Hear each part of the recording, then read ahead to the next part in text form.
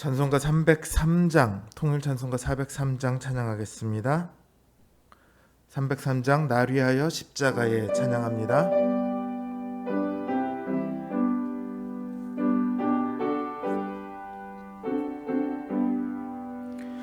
날 위하여 십자가에 중한 고통 받으사 대신 죽은 주 예수의 사랑하신 은혜여, 보배로운 피를 흘려 영영 죽을 죄에서 구속함을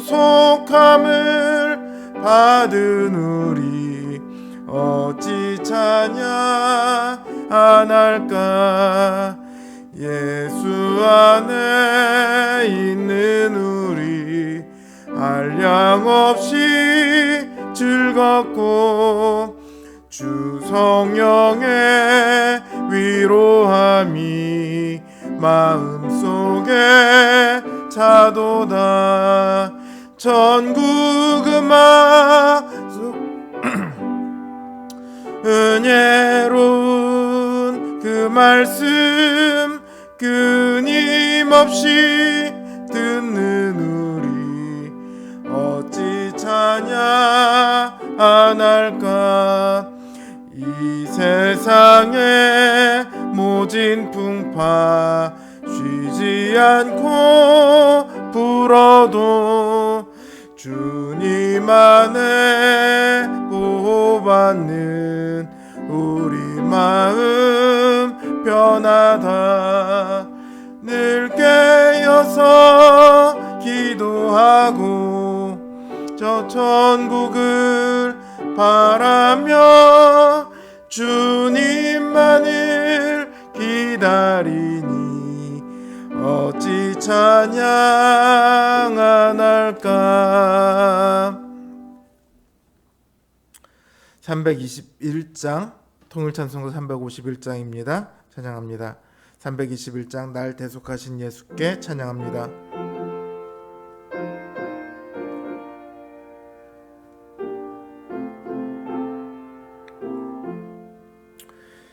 날 대속하신 예수께 예 생명 모두 드리니 늘 진실하게 하소서. 내 구주 예수여, 나 구주 위에 살리라. 내 기쁨 한량 없으리.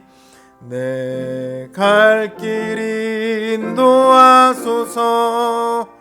내 구주 예수여, 날 구원하신 예수를 일평생 의지하오니 날 영접하여 주소서. 내 구주 예수여, 나 구주 위에 살리라. 내 기쁨 한량 없으리. 내 갈 길 인도하소서. 내 구주 예수여, 주 십자가에 달리사 날 자유하게 했으니 내 몸과 마음을 주 위에 다스게 하소서. 나 구주 위에 살리라. 내 기쁨 한량 없으리. 내 갈 길 인도하소서. 내 구주 예수여. 아멘.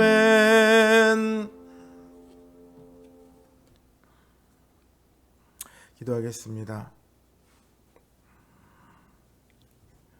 우리를 구원하신 그 주님의 은혜를 우리가 단 한순간도 잊지 않기를 원합니다. 주님의 은혜가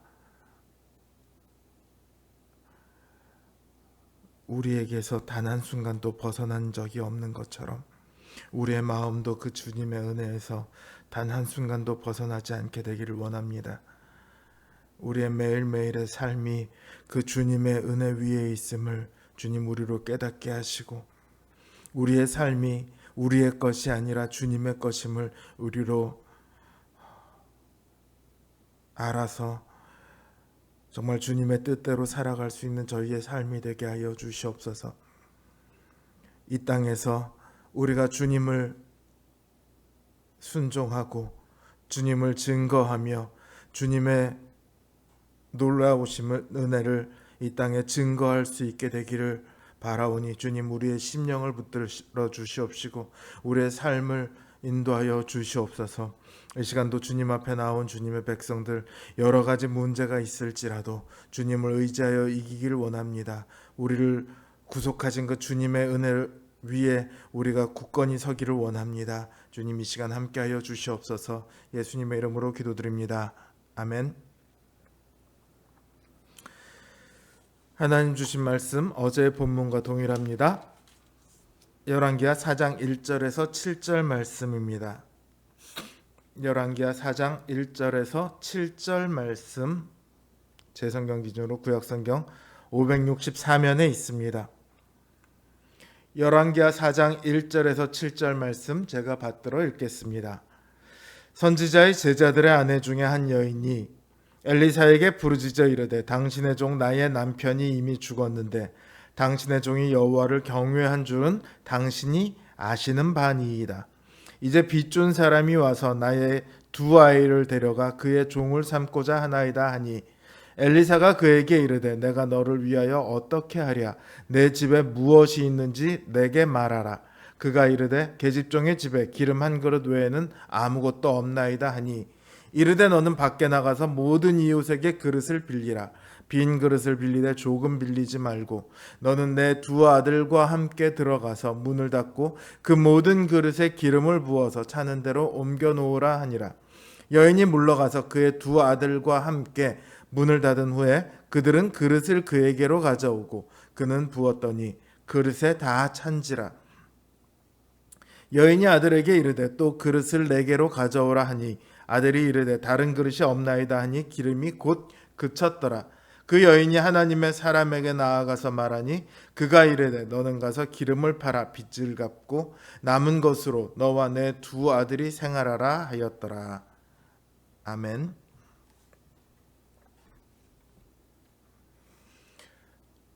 어제는 같은 본문을 가지고 절박함 속에 믿음을 가지고 나오는 이들에게 반드시 응답하시는 그 하나님에 대해 말씀을 드렸습니다. 오늘은 같은 본문을 가지고 보다 큰 이야기를 하려고 합니다. 엘리사의 사명에 대해서는 제가 계속해서 말씀드리고 있습니다. 그 사명은 이스라엘을 구원하는 일이죠. 우리가 구원하면 무엇이 먼저 생각나십니까? 죄사함, 천국, 영생, 이런 것들을 먼저 생각하시죠. 맞습니다. 그런데 그게 전부는 아니죠. 한국 선교가 이루어질 때 미국에 있었던 부흥운동의 영향으로 한국의 선교가 이루어졌습니다.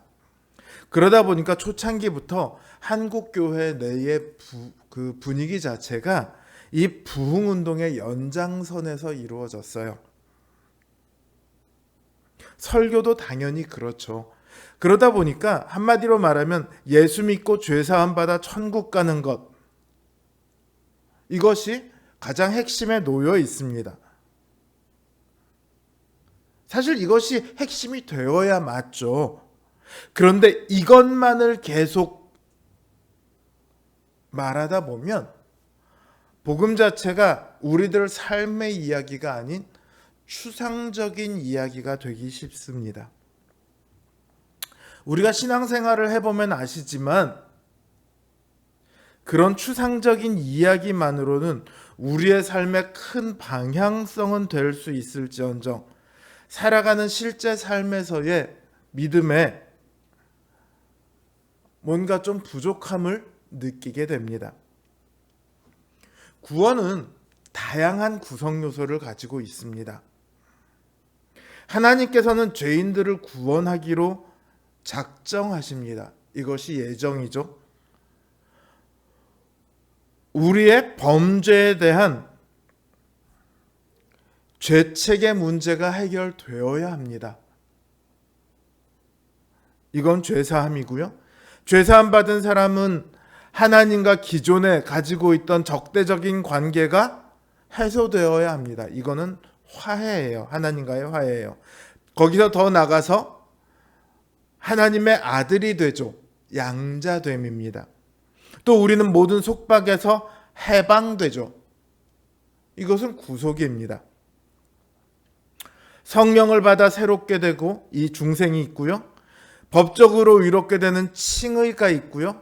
실제로 의롭게 되는 성화의 과정이 있고 마지막으로 영생을 얻고 영광에 들어가는 영화가 있습니다. 구원에는 이렇게 많은 구성 요소들이 있어요. 그리고 이 구성 요소들은 각기 우리 삶에서 조금씩은 다른 영향을 미칩니다. 예를 들어 죄사함은 우리의 구원에 예수 그리스도 외에 다른 어떤 것도 필요 없다는 확신을 줍니다. 예정은 우리의 구원에 대한 확고함을 부여해 주죠. 또 화해는 하나님께 우리가 나아갈 때 두려움으로 나아가지 않게 해줍니다. 양자됨은 그 하나님을 우리가 아버지라 부르며 친밀하게 나아가 간구할 수 있게 합니다. 이처럼 구원에는 여러 가지 구성 요소가 있으며 그 구성 요소들은 우리의 삶에 각기 여러 가지 영향을 미칩니다. 오늘의 본문은 그 중에서도 구속에 대해서 다루고 있어요. 선지자의 아내가 빚을 져서 그 아들이 종으로 팔리게 될 상황에 처했습니다. 원래부터 팔릴 사람은 아니죠. 남편이 죽고 나서 종으로 팔릴 상태에 처하게 됩니다. 이 선지자의 아내의 상황은요, 이 당시 이스라엘이 처한 상황과 비슷합니다. 하나님께서는 이스라엘을 아내로 맞으셨어요. 그러나 이스라엘은 그 남편 대신 하나님을 떠납니다. 자신만의 삶을 살아가겠다고 그 남편을 버리죠. 이 점에서는 이 선지자의 아내인 과부와 차이가 납니다만 그 결과가 동일해요.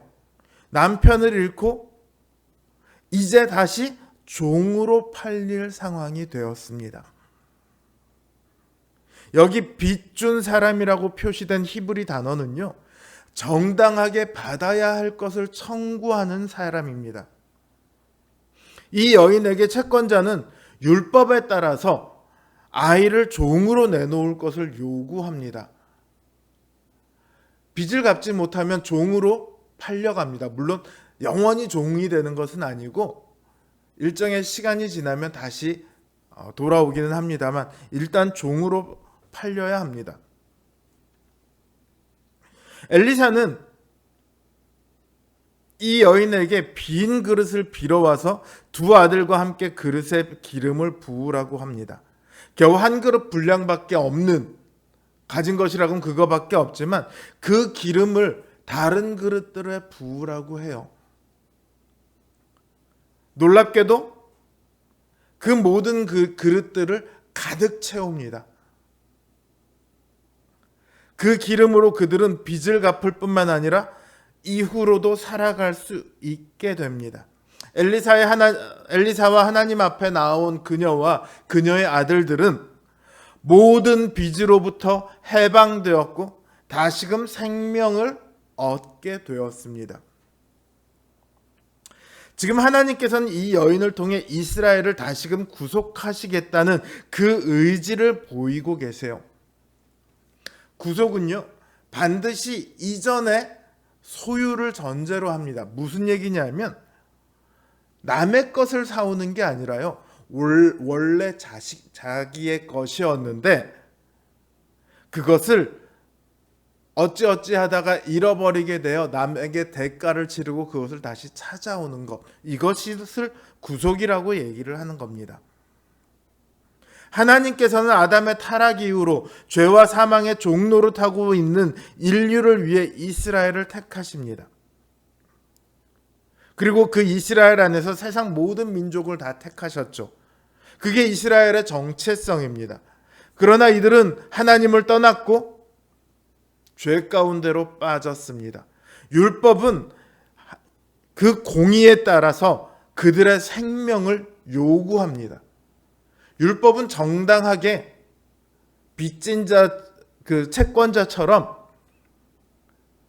그들의 생명을 요구합니다. 그들은 다시금 죄와 사망의 종이 되어야 합니다. 그러나 그런 이스라엘을 두고 하나님께서는 다시금 그들을 구속해서 되찾으실 것을 지금 보이고 계신 것입니다. 여인이 하나님께서 채우신 그 기름을 대가로 빚에서 풀려납니다. 여인 자신이 대가를 치른 것이 아니죠. 마찬가지로 이스라엘 역시 하나님께서 대가를 치르십니다. 대가를 치르시고 이스라엘을 죄와 사망의 종에서 풀려나게 하실 뿐만 아니라 다시금 하나님의 백성으로 살아가도록 하십니다. 그 대가를 치르기 위해 하나님께서는 그 아들의 생명을 내어놓으셨습니다. 그리스도께서는 자신의 생명으로 율법이 요구하는 이들의 생명의 대가를 치르셨습니다. 그래서 성경은 그리스도께서 자신의 피로 교회를 사셨다 이렇게 말하죠. 우리는 그리스도의 구속으로 말미암아 죄와 사망에서 풀려났습니다. 생명 있는 삶을 살아가고 있습니다. 우리의 오늘 살아가고 있는 이 생명은요, 그리스도의 피를 대가로 이루어진 삶입니다. 그런데 때때로 우리가 구원을 위해 치른 대가가 없으니까 이 구원을 가볍게 여길 때가 있습니다. 만약에 우리가 구원을 100억 원을 주고 얻었다고 생각을 해보십시오. 아니 100억 원이 아니라 1억 원짜리 차만 돼도 누군가 이렇게 찍 긁고 가면 난리가 납니다. 그렇지 않나요? 그만큼 차를 아끼겠죠. 만약 우리가 돈 100억 원을 주고 구원을 샀다면 누가 구원을 가볍게 여기겠습니까? 우리가 돈을 치르지 않았으니까 그 구원을 때때로 가볍게 여기는 거죠. 그러나 그렇게 가벼워 보이는 구원이 유일하신 하나님의 독생자 아들 예수 그리스도의 고난과 생명이라는 대가를 치루었다는 것을, 그 대가로 주어졌다는 것을 우리는 늘 기억해야 합니다. 그걸 기억하면, 그 예수 그리스도의 구속을 우리가 기억하면 우리는 삶 가운데 놀라운 위안을 얻게 됩니다. 사도 바울은 그 위안에 대해서 이렇게 말하죠. 자기 아들을 아끼지 아니하시고 우리 모든 사람을 위하여 내주신 이가 어찌 그 아들과 함께 모든 것을 우리에게 내주지 아니하시겠느냐.